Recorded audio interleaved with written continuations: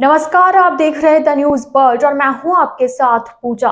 खबरों पर जाने से पहले एक नजर डालते हैं टॉप हेडलाइंस पर।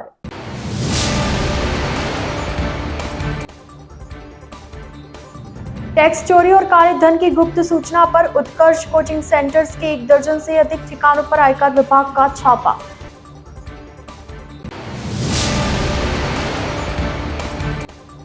सरदारपुरा विधानसभा क्षेत्र में विधायक अशोक गहलोत के खिलाफ नाराजगी। सांसी कॉलोनी में अशोक गहलोत लापता के लगे पोस्टर।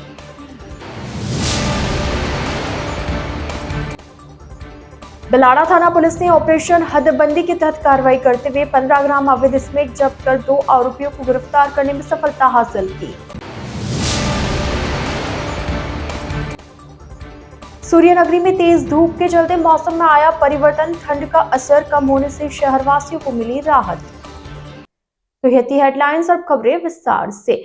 आयकर विभाग ने गुरुवार को उत्कर्ष कोचिंग सेंटर में बड़ी कार्रवाई की। सुबह करीब 6 बजे जयपुर, जोधपुर, इंदौर, प्रयागराज सहित अधिकतर केंद्रों पर अलग अलग टीमें पहुंची। यहां क्लासेस से बच्चों को बाहर निकालकर सभी डॉक्यूमेंट्स जब्त किए गए। अधिकारियों ने सेंटर्स पर मौजूद स्टाफ के मोबाइल भी जब्त कर लिया। अचानक हुई कार्रवाई से कोचिंग के कर्मचारियों में हड़कंप मच गया। छात्रों की फीस में बड़े पैमाने पर अनियमितताओं और टैक्स चोरी को लेकर यह छापेमारी की गई। कोचिंग सेंटर के आसपास भारी पुलिस बल तैनात किया गया ताकि किसी तरह का अवरोध न हो। जानकारी के अनुसार फिजिक्स वाला और उत्कर्ष की कुछ महीनों पहले पार्टनरशिप को लेकर बड़ी डील हुई थी। उसके बाद से मैनेजमेंट में फिजिक्स वाला की इन्वॉल्वमेंट शुरू हुई थी। आयकर विभाग को ऐसी शिकायत मिली थी कि करीब 800 करोड़ से ज्यादा की इस डील में बड़े पैमाने पर अघोषित लेन देन शामिल है। इसके बाद से ही आयकर विभाग के अधिकारी उत्कर्ष के ठिकानों पर नजर रखे हुए थे। आयकर विभाग के इन्वेस्टिगेशन विंग के जॉइंट डायरेक्टर प्रेरणा चौधरी के निर्देशन में आज सर्वे की कार्रवाई की गई। उत्कर्ष के निदेशक निर्मल गहलोत के उम्मेद हेरिटेज स्थित बंगले, जालोरी गेट स्थित मुख्य कार्यालय सहित अन्य ब्रांचों में कार्रवाई की गई। आयकर विभाग की कार्रवाई में बड़ी मात्रा में टैक्स चोरी उजागर होने की संभावना है। जा रहे सर।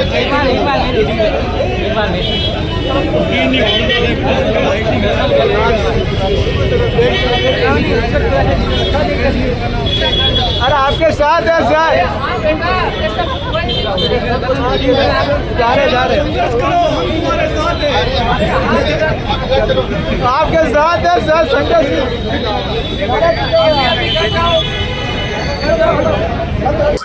इस वक्त हम लोग खड़े हैं जोधपुर शहर के जालोरी गेट चौराहे पर, जहां पर उत्कर्ष क्लासेस जो उत्कर्ष संस्थान है उसके ऊपर आयकर विभाग की छापेमारी हुई है। यहां पर उनके आयकर विभाग द्वारा दबिश दी गई है। आप देख सकते हैं मेरे पीछे, यहां पर जालोरी गेट चौराहे पर उत्कर्ष संस्थान है, जहां पर सुबह करीब 10 बजे से जयपुर से आई आयकर विभाग की जो टीम है वो लगातार यहां पर दबिश दे रही है और लगातार उनकी जो कार्यवाही है वो जारी है।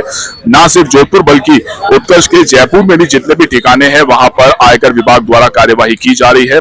जोधपुर में करीब 1 दर्जन से अधिक जो उत्कर्ष के ठिकाने हैं उन सभी ठिकानों पर आयकर विभाग की कार्यवाही की जा रही है। इस वक्त आप देख सकते हैं यहाँ पर पुलिस की जो सुरक्षा व्यवस्था है वो मौजूद है, किसी को भी अंदर जाने की मनाही है। और जो आयकर विभाग की जो कार्यवाही है उसमें जब कार्यवाही शुरू हुई थी तो छात्रों को यहाँ से बाहर निकाल दिया गया था। इस वक्त सिर्फ यहाँ पर जो उत्कर्ष के जो कर्मचारी है और साथ ही जो आयकर विभाग के अधिकारी है वो मौजूद है। लगातार यहाँ पर कार्यवाही चल रही है। ऐसा बताया जा रहा है कि फीस में करीब 3200 करोड़ रुपए की जो टैक्स चोरी है उसका इल्जाम लगा है। उसी के चलते आयकर विभाग की यह कार्यवाही लगातार की जा रही है। आपको बताना चाहूंगा कि उत्कर्ष संस्थान पिछले कई दिनों से लगातार विवाद के यूं कहे कि विवादों में आ रही है तो कोई गलत नहीं होगा, क्योंकि कुछ ही दिन पहले हमने देखा कि जयपुर के एक सेंटर में आगजनी को लेकर जो हादसा हुआ था उसमें भी उत्कर्ष का नाम आया था और वहां पर भी कुछ छात्र जो है वो घायल हुए थे। और आज एक बार फिर यहाँ पर आयकर विभाग की छापेमारी हुई है। आप देख सकते हैं किस तरह जयपुर की जो टीम है वो यहाँ पर आई है। लगातार यहाँ पर बड़ी संख्या में जयपुर से आई गाड़ियां यहाँ पर खड़ी है। सुबह करीब 10 बजे से यह कार्यवाही लगातार चल रही है। आयकर विभाग के जो अधिकारी है वो यहाँ पर आए हैं और लगातार यहाँ पर कार्यवाही जारी है। फीस में टैक्स चोरी का बड़ा आरोप लगा है, उसी के चलते यह कार्यवाही की जा रही है। और जोधपुर में 1 दर्जन से अधिक जो उत्कर्ष के ठिकाने हैं, चाहे वो कोचिंग क्लासेस हो, चाहे वो ऑफिस हो या और कोई प्रेमाइसेस हो, सभी जगहों पर आयकर विभाग की कार्यवाही जारी है। साथ ही साथ जयपुर के ठिकानों पर भी आयकर विभाग की कार्यवाही जो है वो लगातार जारी है। फीस में टैक्स चोरी के चलते यह कार्यवाही की जा रही है। जब कार्यवाही शुरू की गई थी तब यहाँ पर अंदर छात्र मौजूद थे, उन्हें यहाँ से बाहर निकाला गया। उसके बाद इस कार्यवाही को शुरू किया गया। पिछले 1 महीने में पहले आग का हादसा एक सेंटर में, उसके बाद अब आयकर विभाग की कार्यवाही। उत्कर्ष लगातार विवादों में गिरता नजर आ रहा है। कैमरा पर्सन जय गोपाल के साथ Ashish Purohit, the news world, Jodhpur. Jodhpur जिला ग्रामीण की बिलाड़ा थाना पुलिस ने ऑपरेशन हदबंदी के तहत कार्रवाई करते हुए कुल 15 किलो 420 ग्राम अवैध स्मैक जब्त कर 2 आरोपियों को गिरफ्तार करने में सफलता हासिल की है। जिला पुलिस अधीक्षक जोधपुर ग्रामीण राममूर्ति जोशी ने बताया कि अवैध मादक पदार्थों के विरुद्ध प्रभावी कार्रवाई हेतु चलाए जा रहे विशेष अभियान हदबंदी के तहत पुलिस थाना बिलाड़ा की टीम ने कार्रवाई करते हुए अवैध स्मैक जब्त कर अवैध स्मैक परिवहन में प्रयुक्त वाहन बोलेरो सहित 2 आरोपी बंशीलाल बिश्नोई व संपत लाल बिश्नोई निवासी को गिरफ्तार करने में सफलता हासिल की है। जोशी ने बताया कि क्षेत्र में गश्त के दौरान संदिग्ध वाहन बोलेरो दिखाई दी, जो पुलिस गाड़ी को देखकर भागने लगे, जिस पर संदिग्ध वाहन को डिटेन कर वाहन में सवार व्यक्तियों से पूछताछ करने पर कोई संतोषप्रद जवाब नहीं मिला। वाहन की तलाशी ली गई तो बोलेरो के बाई साइड की तरफ डेस्क बोर्ड के टूल बॉक्स के अंदर एक प्लास्टिक की थैली में अवैध स्मैक भरा हुआ पाना गया। राज्य मंत्री के बिश्नोई गुरुवार को जोधपुर प्रवास पर रहे। इस दौरान उन्होंने मीडिया से बातचीत करते हुए प्रदेश की भजनलाल सरकार की 1 वर्ष की उपलब्धियां बताते हुए भाजपा सरकार के कार्यों की प्रशंसा की। मंत्री के बिश्नोई ने कहा कि सरकार के पहले 1 वर्ष में मुख्यमंत्री भजनलाल शर्मा ने कई महत्वपूर्ण फैसले लिए। इस फैसले से राजस्थान की जनता खुश है। यह राजस्थान में पहली बार है कि 4,70,000 करोड़ का जो बजट सिर्फ बजट ही नहीं, उसका फॉलो अप भी मंत्रियों द्वारा किया गया और किस तरह से धरातल पर उतारा जाए, इसके बारे में रोड मैप तैयार किया गया। मुख्यमंत्री ने 4 लाख युवाओं को रोजगार देने के साथ ही राइजिंग राजस्थान जैसा महत्वपूर्ण सफलता में आयोजन किया। के बिश्नोई ने कहा कि उपचुनाव में भाजपा का परचम लहराना इस बात का संकेत है कि प्रदेश की जनता भाजपा को ही देखना चाहती है, इसलिए भारतीय जनता पार्टी भी आगामी समय में विकास के कार्यों को प्राथमिकता देगी। देखिए, 1 वर्ष भारतीय जनता पार्टी की सरकार को बने हुए हुआ है। बड़े ही धूमधाम से आदरणीय मोदी जी यहाँ पर पधारे, पूरे प्रदेशवासियों को बधाई भी दी, शुभकामनाएं भी दी और नई सौगातें भी दी। ये देश आज़ादी के बाद में प्रथम बार ऐसा हुआ है कि 4,60,000 करोड़ का तो बजट, सिर्फ बजट ही नहीं, उसकी फॉलोअप प्रभारी मंत्री, प्रभारी सचिवों के द्वारा जमीन पर उन काम को कैसे उतारा जाए, इसका भी बहुत अच्छा प्रबंधन यशस्वी मुख्यमंत्री आदरणीय भजनलाल जी ने किया। प्रथम वर्ष में ही जो विधानसभा बजट घोषणा के अंदर 4 लाख सरकारी और 6 लाख गैर सरकारी नौकरी, उसको ध्यान में रखते हुए, युवाओं के भविष्य को ध्यान में रखते हुए, युवाओं के रोजगार को ध्यान में रखते हुए उन्होंने प्रथम वर्ष के अंदर ही राइजिंग राजस्थान नाम का बहुत ही महत्वाकांक्षी इस कार्यक्रम को चलाया भी और बहुत सफलतम वो आयोजन भी रहा। उसके भी शुभारंभ आदरणीय यशस्वी प्रधानमंत्री नरेंद्र मोदी जी ने जयपुर की धरती से किया और जिले से लेकर के, प्रदेश से लेकर के, देश से विदेश तक अलग अलग जगह पर मुख्यमंत्री, दोनों उप मुख्यमंत्री, कैबिनेट मंत्री, पूरे प्रशासनिक अधिकारी, लंबी चौड़ी एक टीम इस काम को करने के लिए लगी और उसको बहुत अच्छे तरीके से सफल बनाने के लिए निवेशकों को यहाँ पर कैसे लाया जाए, 9 नई पॉलिसियाँ भी बनाई गई। अलग अलग जगह पर अलग अलग हब बनाए गए बजट घोषणा के अंदर। उपहार के रूप में 2 लंबे highway, Delhi Mumbai freight corridor, 3 refinery को जोड़ने वाला हाईवे, अमृतसर पचपदरा जामनगर, और इन दोनों को जोड़ने वाला Lalsot Pachpadra highway, railway freight corridor. ये सब जो आज इस राजस्थान के इस भूभाग पर मोदी जी द्वारा जो उपहार दिया गया, ये निवेशकों के लिए बहुत बड़ा उत्साह है। देश की जीडीपी 2% और राजस्थान प्रदेश की 11%। स्पष्ट होता है कि आने वाले समय में जो तमाम राइजिंग राजस्थान के अंदर अलग अलग थेमेटिक सेशन किए गए थे, वहाँ पर वर्ल्ड बैंक, उडको, Asian development bank, Deutsche bank, bank of Baroda, अलग अलग हर तरह के सेशन वहाँ पर चलाए गए। उन सेशन के अंदर भी एक उत्साह उन सभी बैंकर्स के चेहरे पर भी देखा गया। मात्र 1 वर्ष की अल्प अवधि के अंदर करना, ये भी एक खुद में रिकॉर्ड है। और आने वाले समय में मैं निश्चित रूप से प्रदेशवासियों को इस बात की बधाई भी देना चाहूँगा कि भजन लाल जी ने 1 वर्ष बाद में राइजिंग राजस्थान का रिपोर्ट कार्ड और 2 वर्ष बाद में फिर से राइजिंग राजस्थान का कार्यक्रम की भी घोषणा उन्होंने पहले से ही कर दी है। ये शुभ संकेत हैं आने वाले इस विकसित राजस्थान के, आने वाले इस सुनहरे जो युवाओं के भविष्य का, कि अपने आप ही पानी और गैस सब बाहर आने चालू हो गए। और आने वाले समय में ये बहुत ही अच्छा जो खुद में ही परिभाषित शब्द है, राइजिंग राजस्थान, उगता हुआ राजस्थान, चमकता हुआ राजस्थान, बहुत ही सुनहरा राजस्थान की तरफ बढ़ते हुए कदम है। सर, ये हम पहले से ही इस राइजिंग राजस्थान के कार्यक्रम में धरती धन का जिक्र, राजस्थान के अंदर धरती धन पर्याप्त मात्रा में उपलब्ध है और अभी तक वो रॉ मटेरियल देश और विदेश की धरती पर जा रहा था। अब कैसे उस रॉ मटेरियल का उपयोग किया जा सके, ये प्रकृति भी संकेत दे रही है कि अब वो समय आ गया है। जैसा मोदी जी अक्सर कहते हैं, यही समय है, सही समय है। तो ये सही समय आ चुका है कि अब राजस्थान के अंदर जगह जगह पर, अलग अलग जिले पर 1 डिस्ट्रिक्ट 1 प्रोडक्ट का नारा भी मोदी जी ने दिया है। आदरणीय भजन लाल जी उस पर काम कर रहे हैं। और प्रदेश के पूर्व मुख्यमंत्री और सरदारपुरा विधायक अशोक गहलोत के खिलाफ उनकी विधानसभा क्षेत्र की रातानाडा स्थित सांसी कॉलोनी में विकास कार्य नहीं होने से क्षेत्रवासियों ने विरोध का अनूठा तरीका अपनाया। यहाँ क्षेत्रवासियों ने दीवारों व खंभों पर लापता विधायक अशोक गहलोत के पोस्टर लगाए। क्षेत्र के प्रमुख प्रतिनिधि अजय सिंह सासी ने बताया कि क्षेत्रवासियों में विधायक अशोक गहलोत के प्रति गहरी नाराजगी। चुनाव के बाद से वे ना तो क्षेत्र में लौटे और ना ही जनता से संवाद स्थापित किया। उनके विधायक कोष से किसी भी प्रकार का कार्य नहीं हुआ। इसी कारण लोगों ने पोस्टर लगाकर नाराजगी जताई और विरोध प्रकट करना शुरू किया।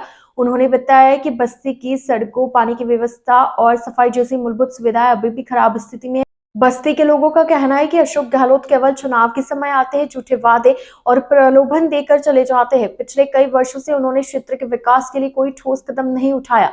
क्षेत्रवासियों का कहना है कि यदि विधायक ने जल्दी जनता की बात नहीं सुनी तो विरोध प्रदर्शन और अधिक तेज किया जाएगा। आज हमारे क्षेत्र के विधायक माननीय अशोक गहलोत जी साहब, जो पूर्व में हमारे क्षेत्र के प्रदेश के मुखिया के रूप में भी रह चुके हैं, ये उनका विधानसभा क्षेत्र है और यहाँ से 4 कदम दूर जोधपुर का मुख्य द्वार एयरपोर्ट भी है। और हालात ये है कि जैसा लगता है कि आज तक विकास का देश आजाद नहीं हुआ है। हमारी मांग है कि हमारे क्षेत्र के विधायक चुनाव में जिस प्रकार वोट मांगने आते हैं, वो अगले दिन भी बस्ती में पधारे और बस्ती के क्षेत्रवासियों के लिए, यहाँ जातियों के लिए विकास का काम करें। हमें ऐसा लगता है कि वो लापता हो चुके हैं, चुनाव के बाद वो वापस आए नहीं। सबसे बड़ी विडंबना कि आज 2025 लग चुका है, इस बस्ती में एक सरकारी स्कूल है, वो कन्याओं की, बहनों की है। उस स्कूल में शौचालय नहीं था, बहनें घर जाके शौच करती थी। बड़ी मतलब कलेजा फट जाए। वो अभी हाल ही में प्रयासों से वो वहाँ शौचालय बन रहा है। मूल रोडों की तो आप देख रहे हो।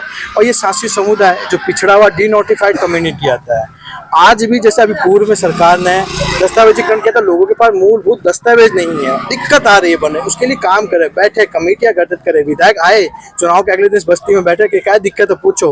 उनका एक नारा था कि मैं था से दूर नहीं हूँ। तो कहाँ है आप, दिखाई नहीं दे रहे हो, दूर। आज आपने क्या किया?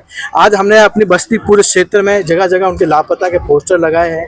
क्या पता आपके माध्यम से उससे समाचार मिले, वो हमारी बस्ती में आए और हमारा संज्ञान ले, क्योंकि वो हमारे लिए लापता है। चुनाव के बाद उन्हें देखा नहीं गया वापस यहाँ पर। चिकित्सकों में हेल्दी लाइफ स्टाइल को बढ़ावा देने के उद्देश्य से इंडियन मेडिकल एसोसिएशन जोधपुर के तत्वावधान में 3 से 5 जनवरी तक 3 दिवसीय बैडमिंटन प्रतियोगिता का आयोजन किया जा रहा है। आईएमए द्वारा प्रेस वार्ता कर जानकारी देते हुए बताया गया कि सन सिटी स्पोर्ट्स एकेडमी में आयोजित होने वाली इस प्रतियोगिता में 8 टीमों में कुल 80 चिकित्सक भाग लेंगे। ये सभी टीमें आपस में 15 मैच खेलेंगी। आईएमए सचिव डॉक्टर सिद्धार्थ राज लोढ़ा ने बताया कि वर्तमान समय में आमजन के साथ साथ चिकित्सकों में भी तनाव के चलते कई तरह की बीमारियां देखने को मिल रही है। इसलिए तनाव को दूर करने और शारीरिक गतिविधि के उद्देश्य से इस प्रतियोगिता का आयोजन किया जा रहा है, जिसके लिए अलग अलग समितियां भी बनाई गई है। आने वाले सप्ताह में दिनांक 3, 4, 5 तारीख को डॉक्टरों में और डॉक्टरों के माध्यम से जोधपुर के जनता में हेल्दी लाइफस्टाइल को बढ़ावा देने के लिए एक आईएमए बैडमिंटन लीग का सेकंड पार्ट का आयोजन किया जा रहा है। इस कार्यक्रम में करीब 100 डॉक्टर्स भागीदार हो रहे हैं और ये 100 डॉक्टर्स करीब 8 टीमों में डिवाइड होकर म्यूचुअली एक दूसरे के साथ टीमों में खेल खेलेंगे।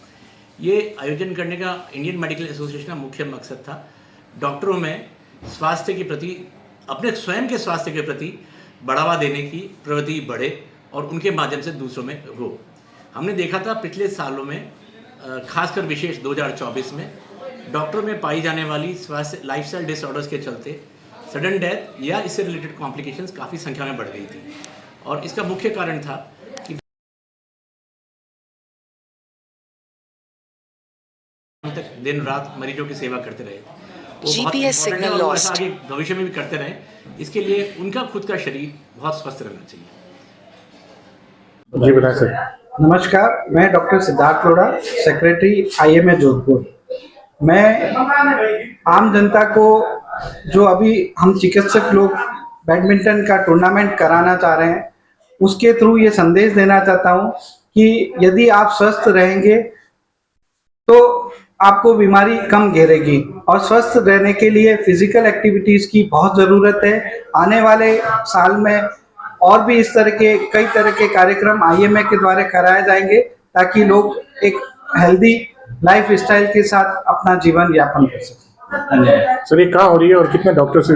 ये सन सिटी स्पोर्ट्स एकेडमी में ये कार्यक्रम हो रहा है। 3 दिन का कार्यक्रम है, 3, 4, 5 जनवरी को, और टोटल 15 मैच खेले जाएंगे, जिसमें जोधपुर के 80 डॉक्टर्स, जोधपुर और जोधपुर के आसपास के जो एरिया के डॉक्टर्स हैं वो इसमें पार्टिसिपेट करेंगे और अपना जो है फिजिकल एक्टिविटीज के थ्रू लोगों को संदेश देंगे कि बीमारी से बचने के लिए फिजिकल एक्टिविटीज बहुत जरूरी है। मुख्य अतिथि में कुछ?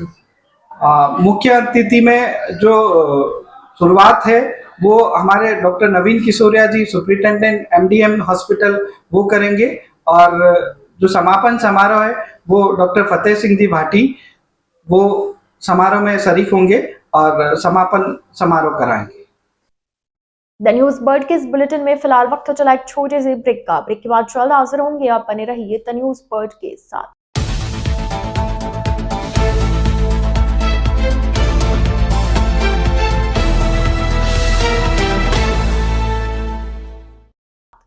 ब्रेक के बाद आपका स्वागत है।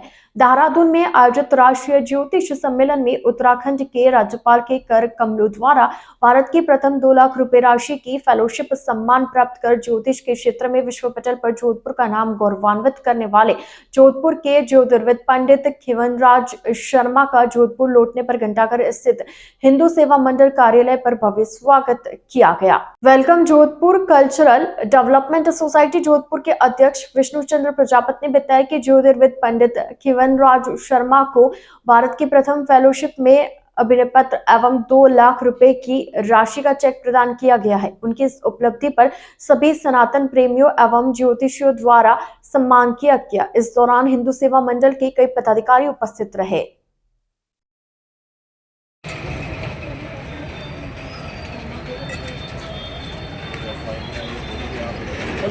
उत्तराखंड की राजधानी देहरादून में आयोजित राष्ट्रीय ज्योतिष सम्मेलन में ये ज्योतिष के इतिहास में ये पहली बार है जब ज्योतिष के क्षेत्र में शोध करने के लिए फेलोशिप की घोषणा की गई है।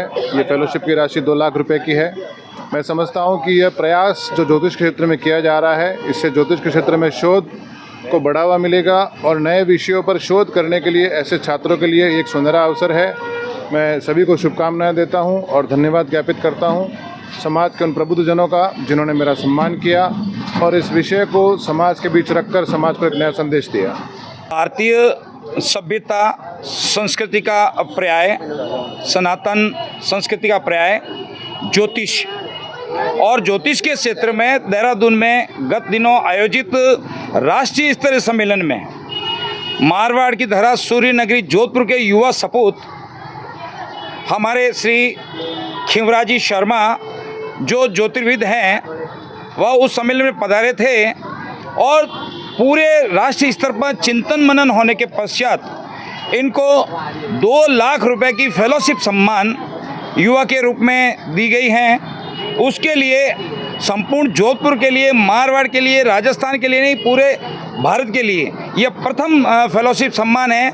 इसलिए हम आज इनका अभिनंदन करने के लिए हिंदू सेवा मंडल, ज्योतिष शोध, सूर्य नगरी ज्योतिष शोध संस्था, विश्व हिंदू परिषद सहित विभिन्न स्वयंसेवी संगठनों के माध्यम से आज इनका अभिनंदन किया गया है। और हमें गर्व है कि हमारे मारवाड़ की तरह सूर्य नगरी जोधपुर शहर के ये सपूत हैं। इसलिए आपका अभिनंदन, आपका स्वागत। जन हिताय सर्वजन सुखाय के ध्येय पथ पर अग्रसर एनजीओ सर्व जनहित एवं विकास सेवा संस्थान की ओर से जोधपुर में सेवा कार्य के तहत नववर्ष के स्वागत में चालूरी गेट सर्किल पर दूध की मनुहार की गई। इस दौरान 11 किलो दूध वितरण कर नशा छोड़ो, दूध से नाता जोड़ो का संकल्प लिया गया। अध्यक्ष विष्णु सरगरा की अध्यक्षता में मौके पर 36 लोगों को नशा छुड़वाकर प्रतिज्ञा करवाई गई तथा नववर्ष की शुरुआत से नशा मुक्त जोधपुर बनाने का प्रण लिया। संस्थान के सामाजिक न्याय एवं अधिकारिता विभाग के सह प्रभारी हेमा बाजी ने बताया कि जोधपुर में सबसे पहले नशा मुक्ति मुहिम दूध की मनुहार कार्यक्रम वर्ष 2017 से निरंतर सरगरा द्वारा की जा रही है, जिसके फलस्वरूप युवा वर्ग में बढ़ती नशे की प्रवृत्ति से बाहर निकालकर 8 साल में 186 लोगों को नशे की लत छुड़वाई गई। नशा छोड़ो, नाता जोड़ो, नशा छोड़ो, नशा छोड़ो, नशा छोड़ो। नववर्ष के स्वागत में आज नशा मुक्ति मुहिम दूध की मनोहार की गई, जिसके अंदर कई युवाओं ने नशा छोड़ने का संकल्प पत्र भी भरा। और हमारी संस्थान पिछले 2000 वर्ष से हमारी संस्थान जोधपुर में पहली बार से यह नशा मुक्ति मुहिम चला रही है, जिसके अंदर आमजन और नवयुवा बढ़ चढ़कर हिस्सा ले रहे हैं। और हमारी संस्थान आगे भी इस मुहिम को सुचारू रखेगी, जिसके लिए आज कई लोगों का सहयोग भी मिला है। और हम इस मुहिम से कई नवयुवाओं को नशा छुड़ाएंगे। और जो आज का संकल्प है नव वर्ष की शुरुआत के साथ में जोधपुर नशा मुक्त हो, इसको लेकर अभियान चल रहा है। विष्णु सरगरा, अध्यक्ष सर्वजन हित एवं विकास सेवा। लोक सेवा ज्ञान मंदिर ट्रस्ट लक्ष्मणगढ़ की ओर से समाज के उन सभी लोगों को एक संदेश देने की कोशिश की गई जो अंग्रेजी नववर्ष की पूर्व संध्या पर मस्ती के नाम पर नशे का सेवन करने के साथ अन्य असामाजिक कृत्य करते हुए नववर्ष का स्वागत करते हैं। लोक सेवा ज्ञान मंदिर ट्रस्ट ने प्रति वर्ष की भांति इस वर्ष भी अंग्रेजी नववर्ष की पूर्व संध्या पर पुराने बस स्टैंड स्थित दूध पिलाकर समाज को संदेश देने की कोशिश की है कि किसी भी अच्छे दिन या कार्य की शुरुआत नशे से न करके अच्छी चीज का सेवन करके करें। इस अवसर पर संरक्षक दीनदयाल जोशी, प्रकाश पसोरिया सहित ट्रस्ट के पदाधिकारी एवं कार्यकर्ता मौजूद रहे। हर वर्ष की भांति इस वर्ष भी लोक सेवा ज्ञान मंदिर ट्रस्ट द्वारा नव वर्ष के आगमन पर आज 31 दिसंबर को सभी सनातनियों को, सभी वर्गों को दूध पिलाकर यह संदेश दिया जा रहा है कि वर्तमान प्रतिस्पर्धा के युग में शराब का सेवन छोड़कर सनातन परंपरा के अंतर्गत अपने शरीर को स्वस्थ और निरोग रखने के लिए दूध, दही, छाछ का सेवन अधिक से अधिक करें। श्री नाकोड़ा पारस भैरव अक्षय चैरिटेबल ट्रस्ट जोधपुर की प्रेरणा से कनक प्रभा कोलिया फाउंडेशन न्यूयॉर्क द्वारा जोधपुर के मथुरादास माथुर अस्पताल में राज्य की पहली अत्याधुनिक हेलियम फ्री ऑपरेशन वाली MRI मशीन भेंट की गई। उद्घाटन समारोह में मशीन का उद्घाटन साध्वी श्री यशा साध्वी डॉक्टर चेतना द्वारा किया गया। इस दौरान कैबिनेट मंत्री अविनाश गहलोत, के बिश्नोई, सुसागर विधायक देवेंद्र जोशी, शहर विधायक अतुल बंसाली, ACP छवि शर्मा विशिष्ट अतिथि के रूप में मौजूद रहे। कैबिनेट मंत्री अविनाश गहलोत ने बताया कि जोधपुर वासियों के लिए यह मशीन चिकित्सा के क्षेत्र में एक बड़ी सौगात साबित होगी। उन्होंने बताया कि MGM अस्पताल संभाग का सबसे बड़ा अस्पताल है, जहां बड़ी संख्या में मरीज आते हैं, परंतु MRI के लिए उन्हें कई दिनों तक इंतजार करना पड़ता है, जबकि इस मशीन की खासियत यह है कि कुछ मिनटों में अत्याधुनिक तरीके से MRI हो जाएगी, जिससे लंबी कतारों से बचा जा सकेगा। मंत्री के बिश्नोई ने इसके लिए ट्रस्ट एवं गोलिया परिवार का आभार जताया। देखिए, पश्चिमी राजस्थान की बात करें, पूरे राजस्थान की बात करें तो चिकित्सा क्षेत्र में कनक प्रभा गोलिया जी के उनके द्वारा उनके फाउंडेशन की तरफ से जिस आधुनिक एमआरआई मशीन को समर्पित किया गया इस एमडीएम हॉस्पिटल जोधपुर के अंदर, ये मुझे लगता है राजस्थान की प्रथम मशीन है जो सबसे ज़्यादा आधुनिक टेक्नोलॉजी की है और इससे एमआरआई करने में समय भी कम लगेगा और उसकी जो रेज है उसका दुष्प्रभाव है वो भी कम होगा और निश्चित ही एक बड़ी मशीन जो है एक चिकित्सा क्षेत्र में एमडीएम हॉस्पिटल को मिली है। मैं उनका बहुत धन्यवाद प्रकट करता हूँ। कि आज मथुरा दास माथुर अस्पताल के अंदर अमेरिका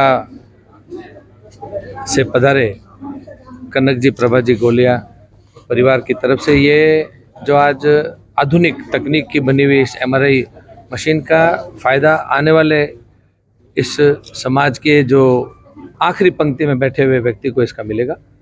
पहले से एक मशीन यहाँ पर है, लेकिन जो ये आधुनिक तकनीक है, जो इसकी स्पीड है, इससे जो आने वाले समय में जो एक लंबी महीनों तक लंबी कतार के अंदर इंतज़ार करना पड़ता था, चाहे वो एम्स अस्पताल हो चाहे ये एमडीएम, ये दूरियां कम होगी, ये देरियां कम होगी और आने वाले समय में इस एमआरआई मशीन से स्वास्थ्य का लाभ प्रदेश की जनता को मिलने वाला है।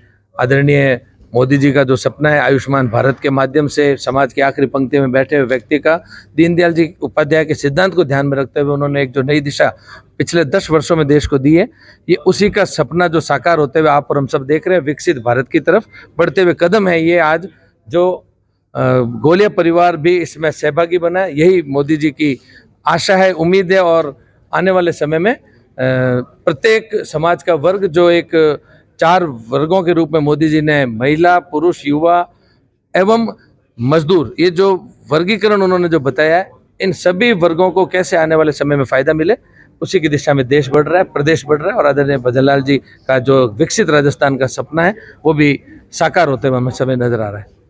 जोधपुर में पिछले कई दिनों से तेज ठंड की वजह से परेशान शहरवासियों को गुरुवार को ठंड से राहत मिली। गुरुवार को पूरा दिन तेज धूप खिली रही, इसके चलते ठंड का असर भी कम नजर आया। हालांकि शाम होते होते बादलों की आवाजाही शुरू हो गई। आपको बता दें कि जोधपुर में पिछले 3-4 दिनों से कड़ाके की ठंड पड़ रही थी, जिससे आम जनजीवन खासा प्रभावित था। आज दिन के 4 बजे की बात की जाए तो न्यूनतम तापमान 26 डिग्री दर्ज किया गया। रात का पारा भी 8 से 10 डिग्री से बढ़कर अब 14 से 15 डिग्री के करीब हो चला है। हालांकि मौसम विभाग की माने तो 7 दिसंबर से मौसम में वापस परिवर्तन होने की संभावना है।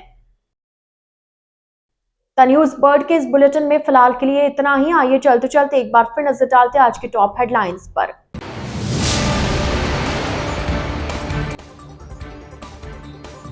टैक्स चोरी और काले धन की गुप्त सूचना पर उत्कर्ष कोचिंग सेंटर्स के 1 दर्जन से अधिक ठिकानों पर आयकर विभाग का छापा।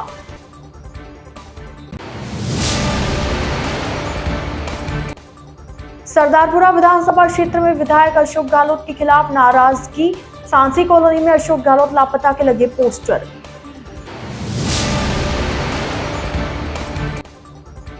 बिलाड़ा थाना पुलिस ने ऑपरेशन हदबंदी के तहत कार्रवाई करते हुए 15 ग्राम अवैध स्मोक जब्त कर 2 आरोपियों को गिरफ्तार करने में सफलता हासिल की।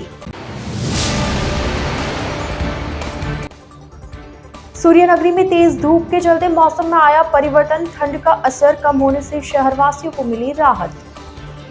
तो अब दीजिए इजाजत पूजा को और आप इसी तरह बने रहिए द न्यूज बर्ड के साथ। नमस्कार।